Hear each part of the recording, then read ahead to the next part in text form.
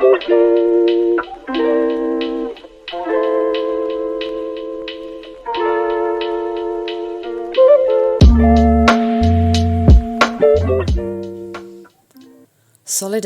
against police repression. Labour's role in Gaza genocide. The Labour Party's control over movements of solidarity and opposition in Britain is key to the present impotence of the working class. Our party thanks Andrew Murray for the solidarity article he wrote recently for the Morning Star newspaper.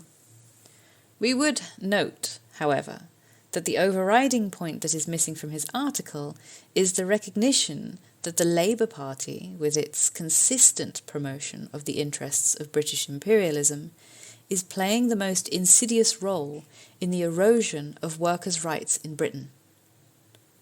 Labour control suffocates our movement.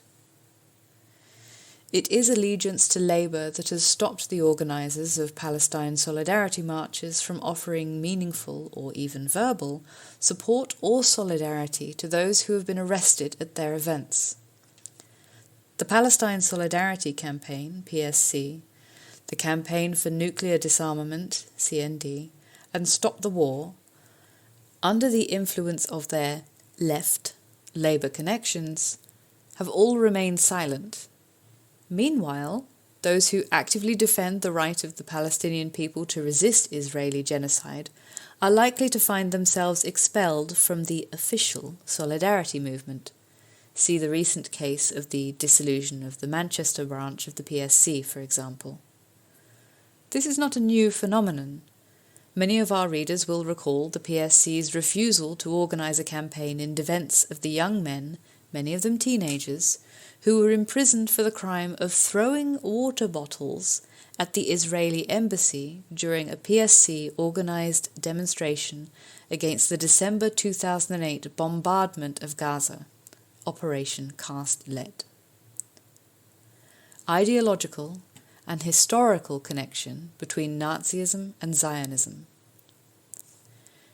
In his article, Murray minimised the connection between the ultra-nationalist, fascist, ideology of Zionism and its role as the Middle Eastern facilitator of Anglo-American domination, questioning the validity of the imagery on our pamphlet's cover, which illustrates this well-established historical and ideological connection. While British and US imperialism had the key role in sponsoring Israel's creation and maintenance in pursuit of their imperialist interests, it is not a minor point, but a defining feature of Zionism that its German and Hungarian organizations made notorious transfer agreements with Hitler's SS during the Jewish Holocaust of World War II.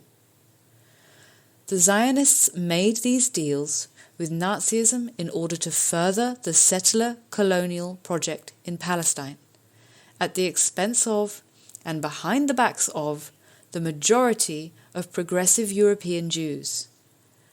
Thus they negated from the start their claim that the Israeli state would stand as the guarantor of the rights of Jewish people worldwide.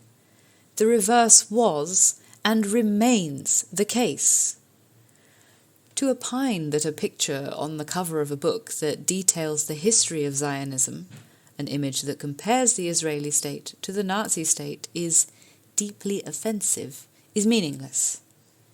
If the two are historically connected ideological bedfellows, if Israel is at this very moment involved in perpetrating a Nazi-like ethnic cleansing and genocide, then where is the offence in pointing out and emphasizing this important truth? Surely it is Israel's genocide itself that is deeply offensive to all humanity. Anyone who cares to read the book in question will see just how deeply complicit in the Nazi Holocaust of European Jews were the Zionists in Palestine and Hungary. This has been documented even by an Israeli court during the Kastner case and in Lenny Brenner's excellent book, Zionism in the Age of the Dictators, which is quoted in our pamphlet, 1983. We make these points both to further the cause of the Palestinian people struggling for national self-determination and as part of our shared struggle to end the US and British-sponsored and Labour Party-supported genocide. A clear understanding of the nature and role of the Labour Party is vital for British workers in their own fight for self-defence and social emancipation. Only by shaking off Labour's suffocating embrace will we be able to organise an effective defence of free speech and civil liberties. Only by breaking all ties to this agent of imperialism in our midst will we be able to build an effective fighting force capable of creating a new society in Britain, one in which the interests of the working people decide all.